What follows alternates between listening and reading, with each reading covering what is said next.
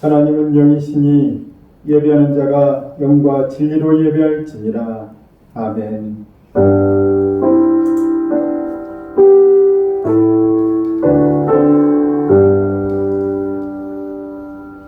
우리에게 은혜를 베푸시는 주님을 의지합니다.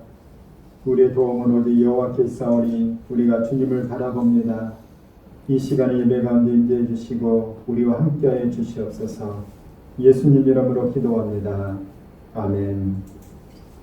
사도신경으로 믿음을 고백합니다. 나는 전능하신 아버지 하나님 천지의 창조주를 믿습니다. 나는 그의 유일하신 아들 우리 주 예수 그리스도를 믿습니다.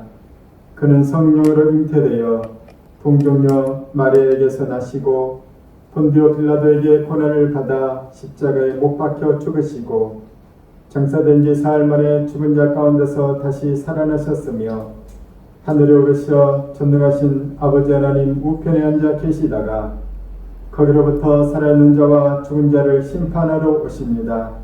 나는 성령을 믿으며 거룩한 공교회와 성도의 교제와 죄를 용서받는 것과 몸의 부활과 영생을 믿습니다.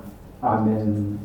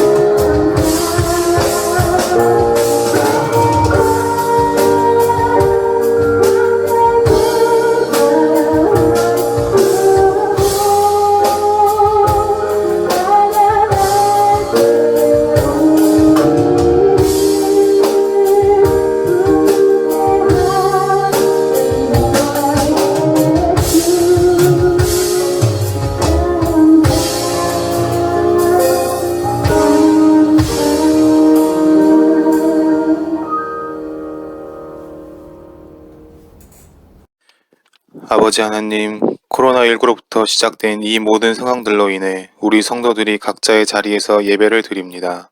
서로 눈 마주치며 인사하며 얘기를 나눌 수 있었던 평범한 시간들이 잠시 멈추었으나 지금 이 시간 이렇게 예배 드릴 수 있음을 더 소중히 여기고 온전히 하나님께 집중할 수 있는 귀한 시간이 되기를 기도합니다.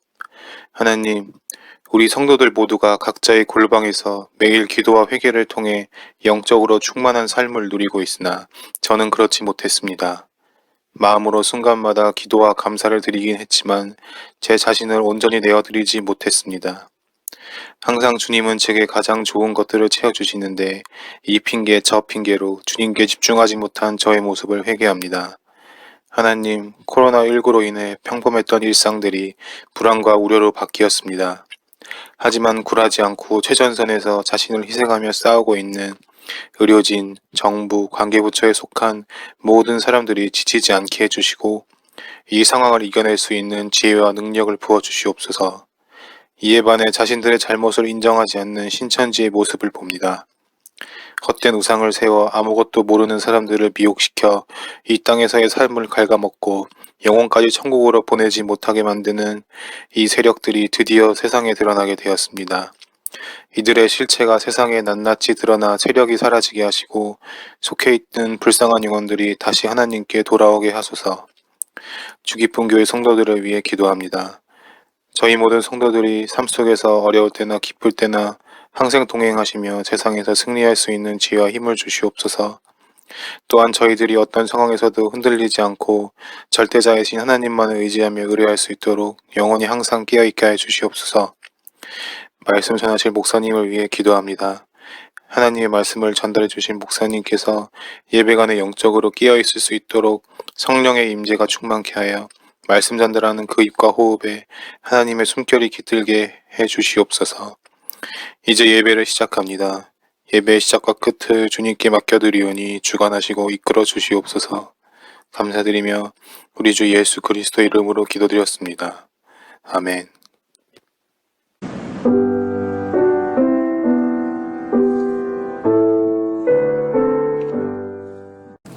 광고 드리겠습니다. 우리 온라인 예배에 참여하신 모든 분을 환영합니다. 계속해서 말씀 묵상과 기도에 집중해 주시기 바랍니다. 또한 아울러 또 병원에서 또 출산 가운데 우리 함께하는 우은정 성도님과 정현주 자매님 그리고 그 아기를 위해서도 계속 기도해 주시기 바랍니다. 또 지난 한 주간 동안 또 2주간 동안 우리 교회에서 코로나 사태를 놓고 또 우리 자신의 회개와 문제의 해결을 위해서 같이 기도를 해왔습니다. 계속해서 매일 저녁 각 가정에서 기도의 골방을 마련하시고 계속 기도를 이어가시기 바랍니다. 우리 함께 하나님께 봉헌 기도 드리겠습니다. 주님, 우리가 주님께 멀리 각자의 가정에서 예배를 드립니다. 하나님께서 은혜를 베풀어 주셔서 또한 긍휼을 베풀어 주셔서 우리가 얼마나 연약하고 얼마나 한계가 있는 존재인지를 깨닫게 하여 주심으로 더 영혼을 사모하는 존재가 되고 예배를 소중히 여기는 신자가 될 수 있도록 우리를 이끌어 주시옵소서.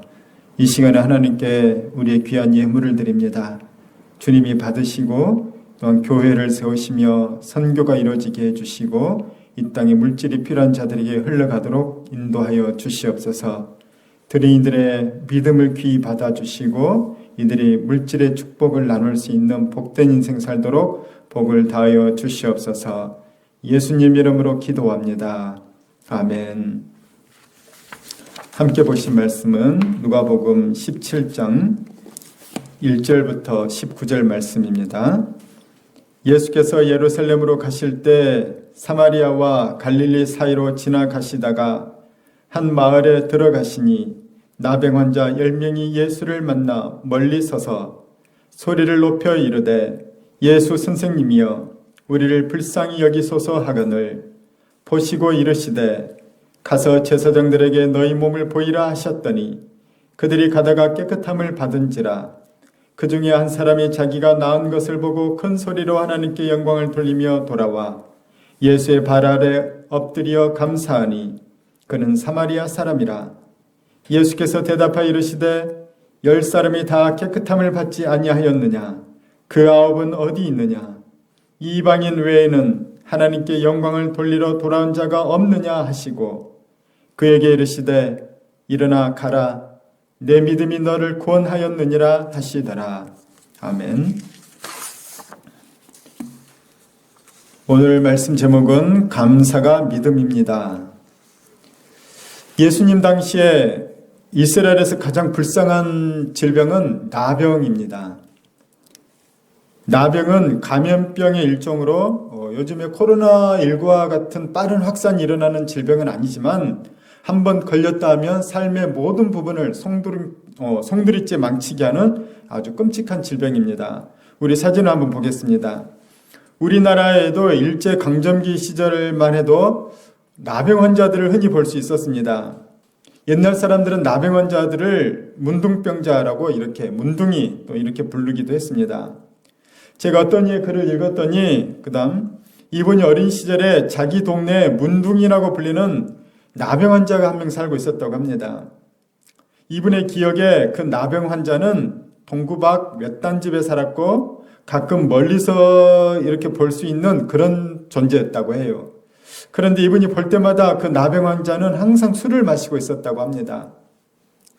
어느 날 그분의 아내가 도망갔다는 소문을 들었고 그분 역시 얼마 안 가서 술로 지새다가 목을 매 죽었다는 소식을 들었다고 합니다. 나병은 한 사람의 인생을 또 한 사람의 심령을 완전히 파괴하는 그런 끔찍한 질병 가운데 하나인 것이죠. 나병은 피부 질환입니다. 나병에 한번 걸리게 되면 얼굴을 비롯해서 온몸의 피부가 울퉁불퉁하게 되고 또 일그러집니다. 그리고 곳곳에 고름이 생기고 피부가 썩어져 나가는 것이 바로 나병이죠. 이 나병에서 나자는 무슨 나냐면 두꺼비 나자입니다. 두꺼비의 피부와 같이 울퉁불퉁해진다는 것이죠. 아주 흉하게 된다는 겁니다. 또한 이 나병의 특징은 뭐냐면은 이 병에 한번 걸리게 되면 감각이 무뎌집니다. 뭐 아프고 말고도 떠나서 심지어는 흔들리는 것 같지도 느끼지 못할 만큼 감각이 아주 둔해진다고 합니다. 나중에는 자기 신체 일부가 떨어져 나가도 모른다고 해요. 이 마비가 일어나는데 몸의 말단부터 마비가 일어나고 말단부터 무감각해진다고 하죠. 그래서 몸의 말단인 손가락이나 발가락이 썩어져 가고 떨어져 나가는 그런 질환이라고 합니다. 그래서 나병 환자촌에 가보게 되면은 손가락이나 발가락이 없는 사람들이 많다고 합니다. 또한 각막으로 가면은 눈이 시력이 상실되기도 하죠. 이 고대의 나병은 불치병이자 전염병이었기 때문에 나병 환자들은 가족과 사회로부터 철저하게 격리가 되었습니다. 그들은 마을에서 쫓겨나서 격리된 채로 버려진 채로 살아가야만 했죠. 구약의 율법에 보게 되면은 나병 환자들은 자기들 스스로서 격리를 시킬 뿐만 아니라 어쩔 수 없이 사람들 틈바구니 지나다닐 때에는 사람들에게 소리를 외쳐야 됐습니다. 머리를 풀어헤치고 옷을 찢고 그 다음에 부정하다 하면서 소리를 외쳐야 됐죠. 이 말을 요즘 언어로 표현하면 뭐냐면 여러분 저는 감염병에 걸렸습니다. 저를 피하십시오. 가까이 오지 마십시오. 이렇게 외치고 다녔다는 것이죠. 사실 사람들은 나병 환자가 외치기 이전에 그들의 어떤 그 흉측한 외모만 보고도 저절로 멀리할 수밖에 없었습니다. 이 나병 환자들은 본인의 이 생활과 본인의 신체, 이 또 심리적인 것, 사회적인 것 모든 것이 다 망가지고 우울하고 절망할 수밖에 없는 그런 환자들이었죠. 아마 그들이 제일 슬펐던 것은 뭐냐면은 그들의 마비된 감각이라는 거예요. 자고 일어났더니 내 손가락이 하나가 떨어져 있는데 그 손가락이 떨어져 있는 곳조차도 알지 못할 정도로 이들은 무감각해 있다는 것이죠. 그래서 이 나병은 영적으로도 의미가 있다고 얘기를 합니다. 나의 죄가 나를 망가뜨리고 있는데도 그것을 못 알아채고 무감각한 사람을 뭐라고 하냐면 영적 나병 환자라고 부르기도 합니다. 내가 누군가를 너무 미워해서 그 미움 때문에 내 영혼이 죽어가고 있고 내 속에 탐욕의 죄, 쾌락의 죄, 나 때문에 죄가 나를 망가뜨려 가고 있지만은 내가 그렇게 망해가고 있는데 나는 그것에 대해서 무감각한 거예요. 그런 사람을 뭐라고 하냐면 영적 나병 환자라고 이렇게 부르기도 한다는 것입니다. 우리가 영적 무감각에서 깨어나기를 축복합니다. 어쩌면 요즘의 코로나19 사태는 우리 모두에게 불행입니다. 하지만 이 코로나19 사태로 인해서 우리가 어떤 무뎌졌던 영적인 감각이 다시 깨어나길 바랍니다. 그동안에 누렸던 수많은 것들에 대해서 감사하지 못했던 것들을 다시 감사할 수 있기를 바랍니다. 우리가 얼마나 마음껏 돌아다닐 수 있었고 마음껏 사람들을 만났습니까? 우리가 얼마나 많은 것을 누렸습니까? 그럼에도 불구하고 우리는 감사를 하지 못했죠. 그런데 자세히 생각해 보게 되면 감사도 선택입니다. 감사는 매우 인격적인 반응이고 인격적인 선택이라는 것이죠.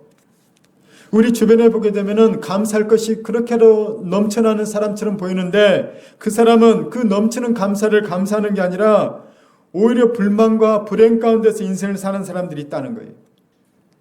그런데 반면에 감사할 거라고는 눈을 씻고 찾아봐도 없는 것 같이 보이는 사람들도 그들도 오히려 감사하면서 사는 사람들이 많다는 것이죠. 이런 것들을 볼 때 우리의 감사는 어떤 선택이 있다는 것이죠. 저는 우리가 다 감사를 선택하길 바랍니다. 오늘 본문에 보게 되면 10명의 나병 환자들이 나옵니다. 이들의 인생은 정말로 망가진 인생들이죠. 격리되었고 고통이 있고 절망이 있는 그들은 살아도 사는 것 같지 않은 그런 인생들이었습니다. 그러던 어느 날 그들에게 희망이 생겼죠. 예수님이 지나가는 거예요. 그 예수님이 지나가는 것을 보고 그들은 멀리서 예수님께 소리칩니다. 예수 선생이여 우리를 불쌍히 여겨주세요. 예수 선생님 우리를 불쌍히 여겨주세요. 이들은 예수님에 대한 소문을 들었습니다. 예수님은 온갖 병든 자를 다 고쳐주시고 예수님은 나병 환자들도 고쳐주셨다. 우리도 희망이 있구나. 그래서 그들은 예수님을 보자마자 큰 소리를 지른다고 오늘 성경에 기록되어 있습니다. 그런데 그들의 그 절박함과 그들의 이 뜨거운 호응에도 불구하고 예수님의 반응은 아주 차분하시다는 거예요. 어쩌면 예수님의 반응은 차분하다 못해서 조금 차갑다고도 느낄 수 있습니다. 예수님은 간단히 한마디 하십니다. 뭐라고 합니까? 가서 제사장들에게 너희 몸을 보이라. 그거밖에 없는 거예요. 아니 와서 좀 안수 기도를 좀 해주거나 그동안 고생 많았지 좀 위로를 해주거나 그래야 될 텐데 그런 건 하나도 해주시지 않고 밑도 끝도 없이 제사장에 가서 너희 몸을 보이라는 거예요. 예수님의 이런 모습에는 두 가지 걸림이 있습니다. 먼저는 예수님께 대한 섭섭함이 있을 거예요. 아니 저분은 주로 병든 자들에게 손을 얹어서 병을 치유한다고 들었는데 지금 우리를 차별하나? 정말 나 또 상처받네? 아니 예수님까지 나한테 이렇게 대할 수 있나? 우리 그럴 수 있지 않겠습니까? 그러나 나병 환자들은 찬밥 더운 밥 가리지 않습니다. 일단 저 놀라운 분이 하라는 대로 그냥 하는 거예요. 그분이 가라고 하니까 제사장에게 자기 몸을 보여주러 간다는 것이죠. 여러분이 나병 환자 입장이라면 어떻겠습니까? 우리는 바로 갈 수 있겠습니까? 아마 현대인들은 더 어려울 거예요.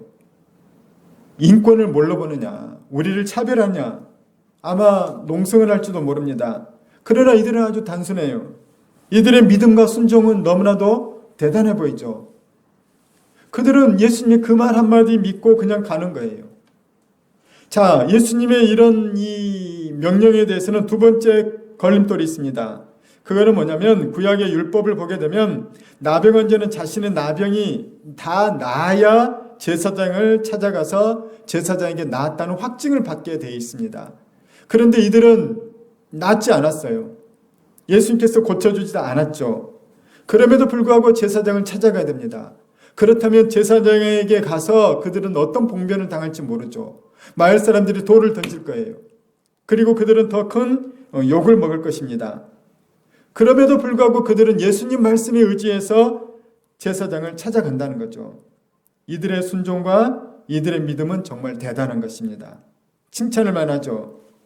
우리는 이 정도만 해도 잘했다고 생각할 거예요. 그런데 주님의 반응이 다른 거예요. 주님께서는 이들에게 실망을 합니다. 그리고 주님께서는 한탄을 하는 거예요. 우리 다시 한번 사건을 재구성해 볼 수 있길 바랍니다. 예수님이 화내는 이유가 있습니다. 예수님 지금 무엇이 신앙인지, 무엇이 믿음인지를 지금 이들에게 알려주고 계시는 것이죠. 이들은 믿음과 순종으로 자기의 다급한 문제, 절박한 문제를 해결하기 위해서 예수님 말씀을 따라서 제사장이 있는 곳으로 갑니다. 가는 도중에 이들이 몸이 이상해지는 거예요. 몸이 더 가벼워지죠. 몸이 점점 깨끗해지는 거예요. 옆 사람을 봤더니 그 흉측했던 얼굴이 피부가 너무 맑아졌습니다. 손과 발을 봐도 깨끗해진 거예요. 다른 사람의 등을 봤더니 등도 깨끗해졌습니다. 드디어 그 끔찍했던 그리고 지겨웠던 나병이 다 나은 겁니다. 10명의 나병 환자들은 너무나도 기뻤을 거예요. 그들은 아마 춤이라도 췄을 것입니다. 그리고 그들은 이제 막 길을 재촉했을 거예요. 우리 어서 갑시다. 빨리 제사장에 가서 확인을 받고 우리 집으로 가서 고향에 계신 부모님께 또는 집 나간 아내 또는 우리 자식들에게 어서 이 몸을 보여주고 싶을 거예요. 이 기쁜 소식을 빨리 전해주자. 이것이 사람의 인지상정이 아니겠습니까? 그런데 이럴 때 꼭 분위기 파악이 안 되는 사람이 있죠. 튀는 사람이 있다는 거예요. 이 좋은 일 빨리 알리고 싶고 얼른 가고 싶고 지금 서둘러야 되는데 어떤 다른 한 나병 환자 그 한 명은 그 사람은 사마리아 사람입니다. 아마 다른 사람은 거의 유대인이었던 것 같아요. 정통 유대인들은 어릴 때부터 말씀을 암송하고 말씀을 배웁니다. 그들은 꼬박꼬박 제사를 드리는 신앙인들이었죠. 그런데 오히려 사마리아 사람이 더 신앙적으로 반응을 한다는 거예요. 하나님을 영화롭게 한다는 거. 하나님께 영광을 돌렸다고 성경 기록하고 있습니다. 그는 할렐루야 하면서 하나님께 감사 기도를 합니다. 우리도 그런 경우가 있죠. 교회를 10년, 20년 다닌 사람은 감사할 일이 있을 때 뭐 감사를 안 하는 거예요.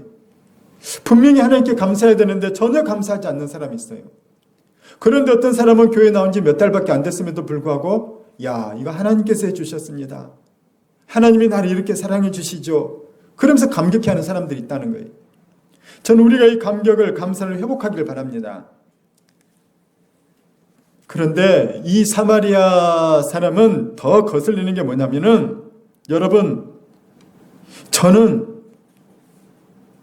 다 집으로 가고 싶어 하지만은 저는 이 병을 고쳐주신 예수님께 가서 감사 인사를 좀 드리고 싶습니다. 혹시 저랑 같이 가실 분이 없으실까요? 이 사마리아 사람이 이 분위기 파악을 못하죠. 아니 빨리 제사장에 가서 몸을 보이고 얼른 집으로 가고 싶은데 아주 굳이 왜 또 예수님께 왜 가자는 거예요. 예수님이 고쳐주신 사람이 한두 명입니까? 어떤 사람들은 이런 말을 했을 거예요. 아니 우리 좀 말은 좀 바로 합시다. 예수님께서 우리한테 그렇게까지 정성을 쏟은 게 아니잖아요. 손을 얹어줬습니까? 뭘 기도를 해줬습니까?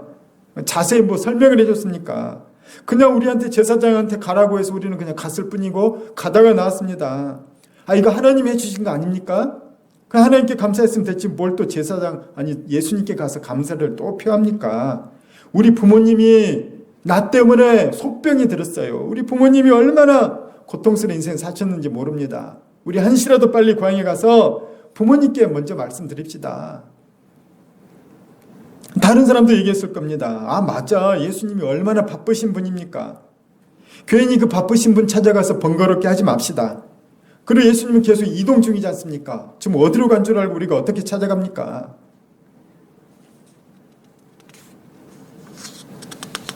또 어떤 사람은 그랬을 거예요. 현실적으로. 아니 우리 좀 피곤하지 않아요? 또 언제 예수님한테 갔다가 제사장한테 갔다 또 집에 갑니까? 그래요. 예수님은 아마 사랑이 많으시다고 소문 들었는데 그분은 다 이해하실 거예요. 굳이 그럴 필요 없을 겁니다. 맞습니다. 우리가 행복하면 예수님도 행복하죠. 우리가 행복하면 예수님도 좋아할 겁니다. 맞아요. 우리의 행복이 예수님의 기쁨일 겁니다. 굳이 감사 안 드려도 될 거예요. 우리 어서 집으로 갑시다. 대부분의 여론은 아마 그렇게 흘러갔을 거예요. 자, 어떻습니까? 그들의 진심은 무엇일까요? 그 9명의 사람들은 말로는 그럴싸한 이유를 댔지만 사실은 예수님과는 볼 일이 끝난 거예요. 예수님은 이미 내 문제를 해결해 줬고 나는 그 절박했던 문제가 해결됐기 때문에 예수님 다시 볼 일도 없고 볼 이유도 없고 별로 보고 싶지도 않은 것이죠. 이 문제가 해결됐기 때문에 사람들 너무 씁쓸하지 않습니까? 그러나 이 사마리아 사람은 달랐다는 거예요. 어릴 때부터 정통적인 이 신앙 교육을 잘 받지 못한 사람이었음에도 불구하고 이 사마리아 사람은 그냥 인간적으로 상식적으로 생각한 거예요. 이건 아무리 생각해도 사람의 도리가 아닌 것 같습니다. 나머지 9명이 아무리 여론을 그렇게 몰고 간다고 해도 이거는 은혜를 입은 사람으로서 행할 도리가 아닌 것 같습니다. 저는 혼자라도 예수님께 가겠습니다. 그리고 사마리아 사람은 길을 나섭니다. 예수님을 찾아 길을 떠나죠. 사람들에게 묻고 물어서 다시 드디어 예수님을 만납니다. 그림을 좀 비춰주세요. 계속. 자, 이 사마리아 사람은 어떤 심정으로 예수님을 찾아갔을까요? 사마리아 사람의 가는 도중에 그는 예수님은 내 평생의 은인이십니다.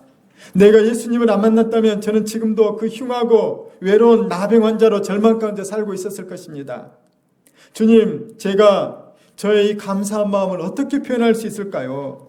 내가 도저히 주님께 드릴 건 없습니다. 사마리아 사람은 자기의 경배와 감사의 마음을 주님 앞에 엎드리는 걸로 표현했어요. 주님 발 앞에 엎드려 사마리아 사람은 주님께 자기의 마음을 표현합니다. 주님 너무 감사합니다. 주님 정말 감사합니다. 제 인생이 뒤바뀌었습니다. 제게 희망이 생겼습니다. 저는 이제 가족에게 돌아갈 수 있고 건강한 한 사회인이 될 수 있습니다. 예수님은 이 사람의 감사를 받으십니다. 그리고 나머지 9명에 대해서 한탄을 하시죠. 10사람이 다 깨끗함을 받지 아니하였느냐? 나머지 9사람은 어디 갔느냐? 이 이방인 외에는 하나님께 영광을 돌리러 돌아온 자가 없구나. 자, 여러분, 주님이 감사하다는 말을 즐겨 듣는 그런 분이십니까? 성경 전체를 보게 되면은 예수님은 높은 자리에 오르거나 남으로부터 칭송을 듣거나 그런 걸 기뻐하는 분이 아닙니다. 그럼 주님은 뭘 원하실까요? 주님이 원하시는 건 뭘까요?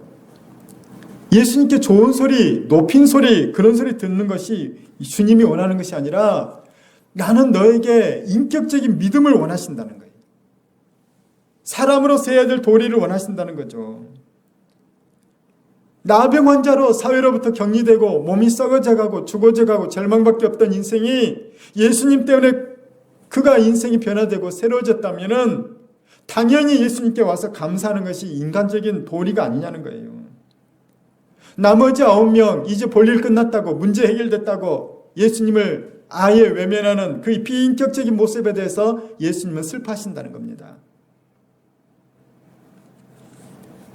제가 한 학생의 몹시 힘든 가정사를 알게 되었습니다.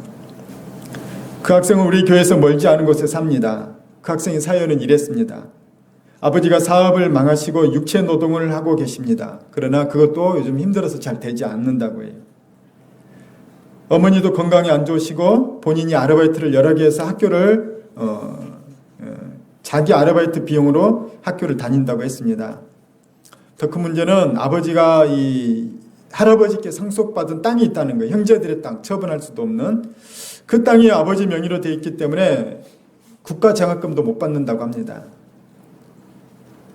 그 형제를 봤더니 이 교회도 열심히 다니고 부모님께 하는 걸 보니까 아주 효자였어요. 그 학생은 아주 자기 자신에 대해서 절박함에 대해서 아주 저에게 다 이 얘기를 하면서 얼마나 절박하든지 자기 교회를 옮길 수도 있다는 거, 우리 교회로. 출석교회로 우리 교회로 옮길 수 있다는 겁니다. 물어봤더니 교회에서 찬양팀도 하고 리더도 했더라고요. 저는 아직 정해진 교회가 없거나 너희 교회에 문제가 있어서 옮기는 게 아니라면은 그 교회에 열심히 충성스럽게 다니라고 얘기를 했습니다. 그리고 장학금을 마련해서 주었습니다. 그러나 참 실망스럽습니다. 적지 않은 금액의 장학금을 보내주고 입금했다는 문자를 보냈는데 받고 나서 아무런 답장이 없는 거예요. 받았다는 말도 없고 감사하다는 말도 전혀 없었습니다. 이게 뭐지? 하다가 나중에는 화가 났습니다. 그리고 내 속에서 조금 지나게 이런 한탄이 나오더라고요. 너 참 어리석구나. 나한테 감사하다는 문자를 한 통만 보냈어도 내가 다음에 또 장학금을 알아봐 줄 수도 있었을 텐데 내가 그런 마음이 지금은 들지 않는구나. 인간에 대한 실망과 씁쓸함, 분노와 안타까움이 교차했습니다. 하나님은 우리를 인격적으로 만나기를 원하시는 거죠. 여러분, 우리는 인생을 가볍게 살지 않길 바랍니다. 우리가 사람에게 실망스럽게 대하면 그 사람을 다시 안 보면 그만일 수 있습니다. 그러나 하나님께 대해서 실망스럽게 대해서는 절대로 안 되는 것이죠. 왜냐? 한 번 죽는 것은 모든 사람에게 정해진 것이요 그 후에는 하나님의 심판대 앞에서 심판이 있기 때문입니다. 반드시 하나님을 대면할 날이 오는 것이죠. 하나님께 믿음과 신뢰로 살다가 주님 앞에 서길 바랍니다. 또 나의 당장의 급한 문제가 해결됐다고 해서 하나님께 매달리던 그 다급한 마음, 하나님께 충성하던 그 열심이 헌식자처럼 버려지지 않도록 하라는 거예요. 우리는 문제가 생기면 다급하게 내 목숨이라도 내놓을 것처럼 하나님께 매달립니다. 그러나 문제가 해결되고 나면 언제 그랬냐는 듯이 외면하는 것이 우리 가운데 있죠. 그러나 그것은 매우 비인격적인 대응입니다. 저는 우리가 좀 더 신실하기를 바랍니다. 그리고 좀 더 진실하기를 바랍니다. 또한 지혜롭기를 바랍니다. 여러분의 인생에 문제가 한두 번 생기겠습니까? 문제 생기면 절박하게 하나님께 매달렸다가 해결되면 나 몰라라 하는 것이 이게 하나님과의 신실함입니까? 하나님과 여러분의 관계는 도대체 뭡니까? 그게 인격적인 관계는 아니지 않습니까? 예수님이 왜 한탄했냐면 인격적인 관계가 맺어지지 않기 때문이에요. 다급할 때는 하나님 간절히 찾다가 문제가 해결되면 나 몰라라 하고 모른 척하고 하나님은 얼마나 이게 할 말이 없으실 거야 아마. 하나님 뭐라고 하실까요? 너와 나 사이가 우리 이런 관계니? 우리 이런 사이니? 하나님은 너무 실망스러울 것입니다. 우리는 정말 지혜롭다면, 아니 인격적이라면 우리가 정말로 집중해야 될 것은 문제 해결이 아니라 문제를 해결해 주신 그분이라는 거예요. 우리는 문제보다 하나님께 더 집중해야 되는 거예요. 이게 사실은 지혜죠. 아니 지혜를 떠나서 이게 인간적인 기본적인 도리이고 인격적인 관계라는 것입니다. 저는 우리가 하나님과 인격적인 관계를 맺어가기를 원합니다. 예수님이 한탄하시고 슬퍼하신 지점이 여기라는 거예요. 주님은 많은 걸 원하지 않아요. 네 집을 팔아서 나한테 갖고 와서 감사를 표현해라 그런 게 아니지 않습니까? 그냥 와서 주님께 감사합니다. 주님, 하나님께서 일을 행하셨네요. 하나님께서 당신을 쓰셨네요. 내가 큰 은혜를 입었네요. 내가 앞으로 어떻게 살아가야 될까요? 주님, 너무나도 감사합니다. 그냥 진심으로 감사를 표현하는 거예요. 이것이 인격적인 관계인 것입니다. 하나님과 인격적인 관계는 우리가 감사할 때 일어나는 거예요. 하나님이 우리에게 요구하시는 것은 때로는 순교를 요구할 수도 있지만은 때로는 엄청난 헌신을 요구할 때도 있지만 대부분의 경우에는 상식적인 행동인 거예요. 일반적인 반응이라는 거예요. 예수님을 믿는다는 것은 어떤 주문을 외우는 것과 같은 비인격적인 것이 아니고 어떤 덕이나 공을 쌓아야만이 되는 그런 어떤 물질적인 그런 것도 아니고 철저하게 인격적이라는 거예요. 하나님이 우리에게 원하시는 것은 인격적인 만남입니다. 인격적인 신뢰와 인격적인 사랑과 인격적인 교제를 원하신다는 거죠. 예수님이 원하시는 것은 위대하고 큰 믿음이 아니라 진짜 믿음, 살아있는 믿음, 겨자씨만할지라도 정말 인격적인 그 믿음이라는 것이죠. 그 겨자씨만한 믿음을 저를 뭐라고 표현하고 싶냐면 그냥 상식적인 믿음인 거예요. 별거 아닌 것 같은 믿음, 뭐 흔한 믿음, 어디나 있는 믿음. 그런데 알고 봤더니 그 속에 생명이 있고 진실이 있고 인격적인 거 있는 거예요. 이것이 상식적인 믿음이라고 저는 표현하고 싶습니다. 주님은 그것을 기뻐한 거예요. 병을 고쳐줬더니 와서 감사하다고 인사하는 거 너무나도 쉽고 너무나도 당연한 것입니다. 그런데 그 일을 행하지 않는 사람이 10명 중에 9이라는 거예요. 믿어지지가 않죠? 그러나 우리가 한 명 한 명 두고 보게 되면은 사람들은 생각보다 상식적이지 않습니다. 사람들은 생각보다 논리적이지 않다는 거예요.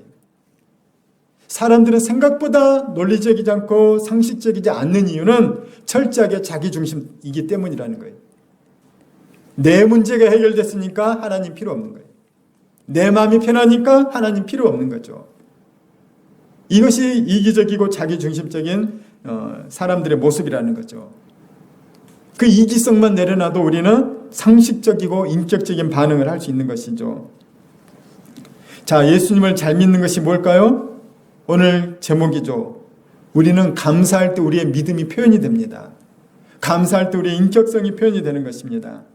남들이 뭐라고 해도 내 도리를 다하는 것이 상대방에 대한 인격적인 존중인 것이죠. 그 상식적인 선이라는 것은 사실 연장이 됩니다. 그 상식적인 개념이라는 것은 어디까지 연결이 되냐면은 우리가 흔히 생각하는 당연한 도리를 지키는 것, 그것도 상식적인 선으로 연결되는 것이죠. 자, 뭐냐? 내 목에 칼이 들어와도 나는 옳은 것은 옳다고 하고 틀린 것은 틀리다고 하겠다. 독립운동을 하면서 내 처자식이 굶고 힘들고 어려울지라도 나는 이 나라의 독립을 위해서 일하겠다. 너무나도 상식적인 일이죠. 그러나 실제로 독립군은 많지 않았습니다. 실제로 내가 손해를 보고 내가 죽게 될지라도 그 은혜를 잊지 않고 감사하며 신뢰하며 내 의의를 지키는 사람은 많지 않았다는 것이죠. 예수님 뭐가 믿음이라고 얘기하냐면 네가 당연히 감사할 때 감사하고 신뢰를 지켜야 할 때 신뢰를 지키는 것이 믿음이라고 얘기를 하는 것입니다.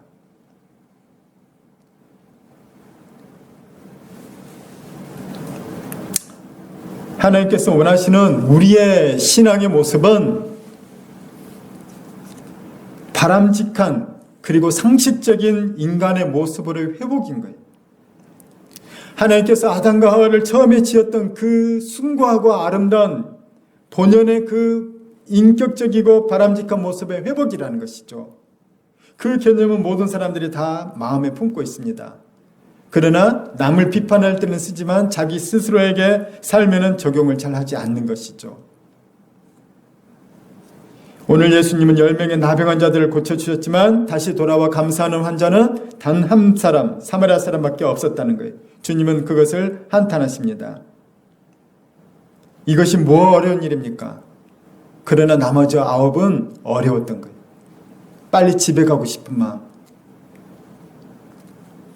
그리고 문제가 해결됐기 때문에 예수님 다시 볼 일이 없는 철저히 자기중심적인 생각. 이것에 사로잡힌 사람들은 주님께 찾아가서 감사 인사 하나 하는 것, 그것마저도 어려운 것이죠.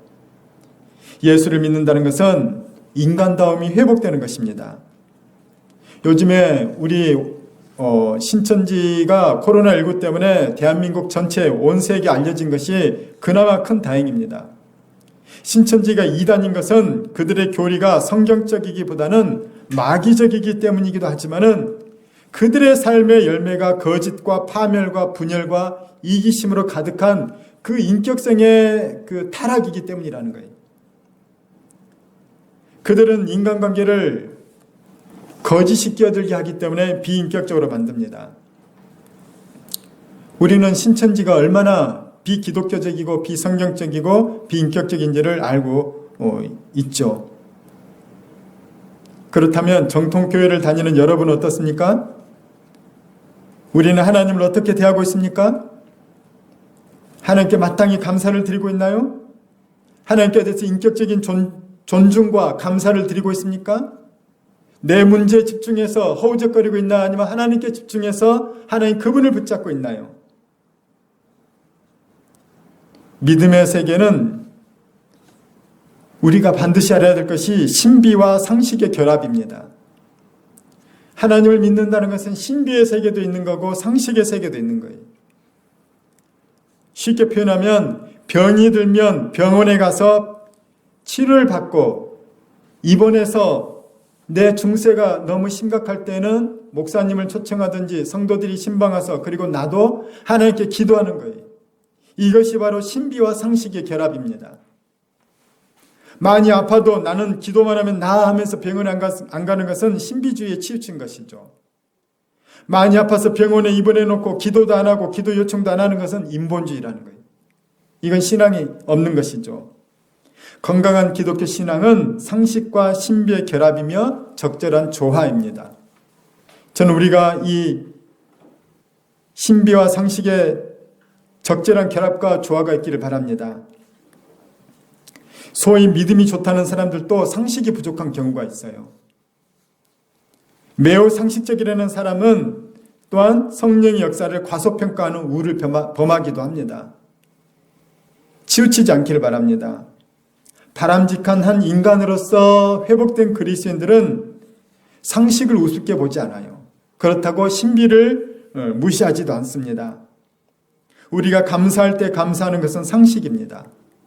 주님의 치유를, 주님의 은혜를 기대하는 것은 신비인 것이죠. 그런데 그 최소한의 상식도 안 되는 그리스도인이 많다는 거예요. 은혜를 기억하고 감사하며 그 신의를 기억하고 하나님께 영광을 돌려드리는 사람보다는 잊어버리는 사람, 내 문제에 몰입해서 하나님을 외면하는 사람이 생각보다 많다는 것입니다. 우리 비유를 한번 보길 바랍니다. 저의 인생을 보게 되면 하나님께서 신비로운 일을 많이 일으켜 주셨어요.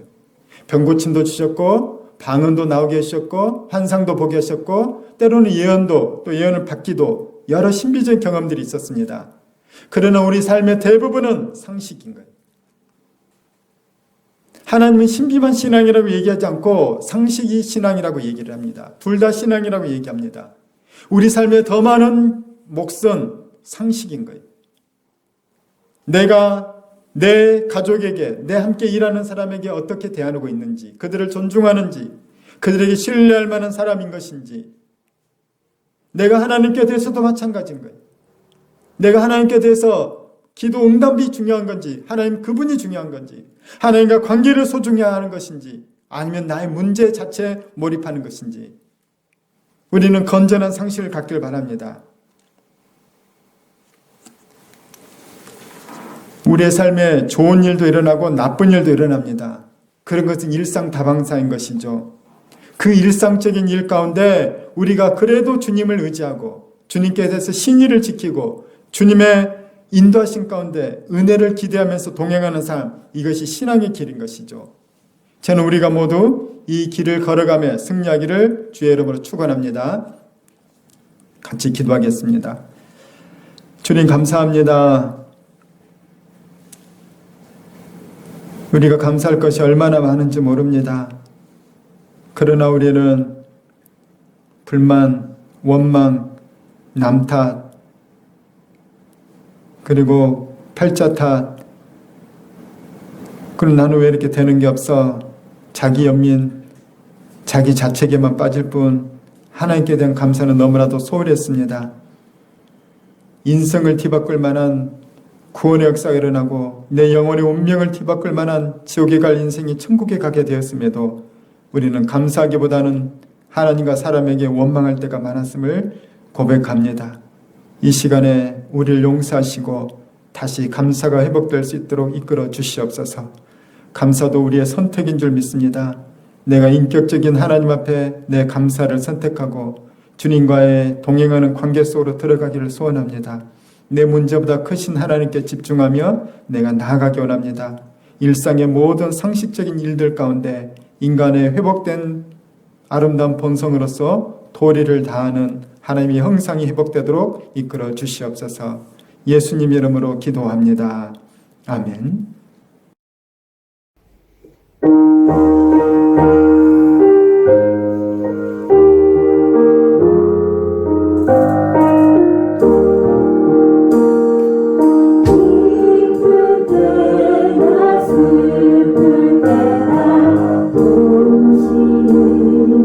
사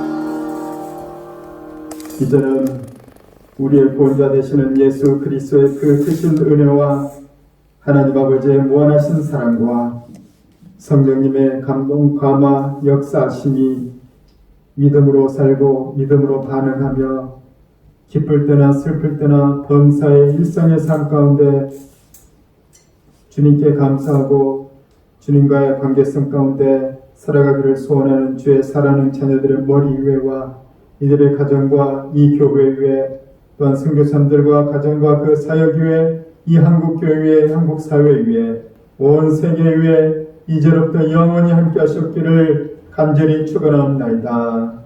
아멘.